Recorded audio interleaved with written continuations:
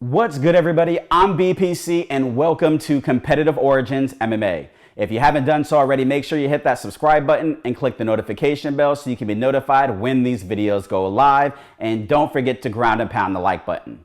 Well, today's topic is on Michael Bisping potentially coming out of retirement. And I'll talk more about that in just a moment. But first, I want to point out that I'm wearing a Competitive Origins Whatever It Takes t-shirt. And you can do whatever it takes and go to competitiveorigins.com. Now, if you type in promo code MMA26, you'll get 10% off your order. Now, a portion of the proceeds will go towards the channel so we can provide a better experience for you guys at home. Now, you've been competing since conception, whether you're competing against yourself or others, Competitive Origins.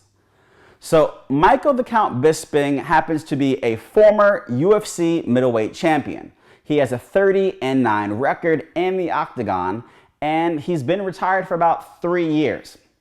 And most recently, his manager has reached out to him and said they've been contacted by Jake Paul's representatives. What for? Well, they would like to box Michael Bisping.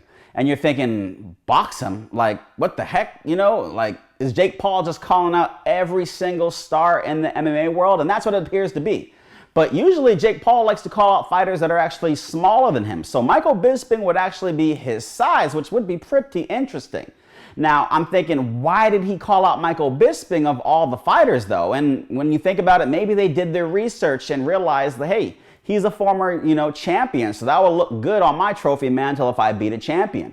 Michael Bisping is also 41 years old, so he's up there in age. Like I said, he's been retired for 3 years, so maybe he's extremely rusty, and, there is the whole situation with he only has one good eye. After that kick from Vitor Belfort, it damaged his eye, and now he's been basically fighting with one eye, but he did go on to win the UFC middleweight title with one eye, so he does pretty well with just one eye, but that might be a disadvantage.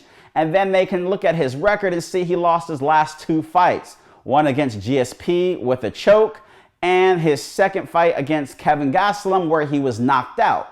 So maybe the chin is weakened, with age, the chin does not get better. So maybe they're playing on the fact that, hey, Jake Paul has been knocking out his last 2 opponents, so all he has to do is have a puncher's chance, and he can knock out Michael Bisping. Now, if you're curious about his knockout, I talked a little bit about this in the Jake Paul-Nate Robinson fight. And if you wait to the end of this video, there'll be a link where I talk all about that. I also have a link at the end of the video that will talk about Jake Paul and all the beef that he's causing between all the MMA athletes going on right now. He did recently offer Conor McGregor $50 million, but Dana White, the UFC president, turned that down. Clarissa Shields, who's making her way into MMA, who happens to be a female boxing champion, will love the opportunity to knock him out. Amanda Nunes, the 135-145 champion, wants to beat him. And just check out the video. There's a whole bunch of information there. There's so many more fighters that want their chance and all the different actions that are going on right now. But Michael Bisping, at the end of the day, he's a striker, okay? And he has 39 career combat sport fights as a striker. Yes, he's 0 for 0 in boxing, and Jake Paul is 2 for 0, but at the end of the day, it's 39 combat matches compared to just 2 combat matches. I'm giving the experience to Bisping, regardless if he is older, regardless if he might be dusty, regardless if he has the one eye, I'm still saying he's probably going to be the favorable opponent or the favorable participant of this match. Now, Bisping came out and said that, if they were to do battle, Jake Paul won't even last 3 rounds. Now, he'll probably get him out in the first round, he said, but 3 rounds if he wants to pad it a little bit, have a little bit of fun with him like Mayweather would do, not just rush to get him out of there. Now, he said that he's not doing it for the money, that it gives him something to do, which I totally get. He gets to basically do something like Mayweather because he used Mayweather as a reference, right? Do these exhibition fights, go out there, not take much of a risk, collect a nice payday, have some fun, get to relive the old times and get the same result, that you had in the old times without having to put in as much work that you had to put back in the day, right? So he said, but the deal has to be realistic if he were to accept this. And he even came out and said he'll take on both Paul brothers, at the same time. Now, obviously, he was probably kidding about that, but he would fight Jake Paul and then later down the road fight Logan Paul. Now, is this fight actually going to take place? It's up in the air.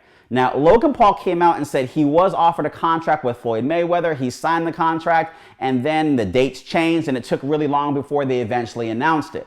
You know, so the opportunity for this fight to take place, it's very realistic. You know, it would probably take place in 2021, considering the year is almost over, but it might be some time before it actually goes through. But also, it could have just been that Jake Paul was trying to see if Michael Bisping would turn him down so he could say, you know, I had a UFC middleweight turn me down. Nobody wants it, because it just seems odd why he would challenge Michael Bisping, but he wouldn't take on Yoel Romero. You know, obviously, Yoel is a much more active fighter, and physically, he probably looks more intimidating, and I think that's why he had no interest in him. You know, Yoel doesn't have a UFC middleweight title, you know, on his mantle, and he happens to be 43 years old, but he still was unwilling to take that fight, and I actually talk about that in the video where I talk about Jake Paul calling out all these different MMA stars. Go into the comment section below. Let me know who you think would win the fight between Jake Paul and Michael the Count Bisping. Also, let me know who you would actually like to see Jake Paul get in the ring with, you know? And let me know if you'd actually like to see Jake Paul get in the octagon with one of these fighters rather than just a boxing match. You know, it's always the UFC fighter or the Bellator star like Dylan Dennis, who's being proposed to fight him, always has to go into the boxing field in order to fight these guys. It can never just be, you know, they get to fight in their field. Why are you calling them out? That's like calling a skier out to go battle you in tennis. It makes no sense whatsoever. But yes, it's mixed martial arts at the end of the day, so they do have, you know, some qualities that would fit the world of boxing. But like I said, boxing is, you know, is different from mixed martial arts. There is boxing in mixed martial arts, but it's, you know, you have to be aware of the takedown. You're not going to stand exactly how a boxer would stand. You're not going to fight exactly how a boxer would fight. So at the end of the day, it is different. Well, guys, go to competitiveorigins.com. Make sure to type in promo code MMA26 so you guys can get 10% off. Thank you for tuning in. Like I said, I would love to hear what you guys have to think about this topic. Go into the comment section below. Don't forget to subscribe, hit the like button on this video, and have a great day. I'm BPC, guys.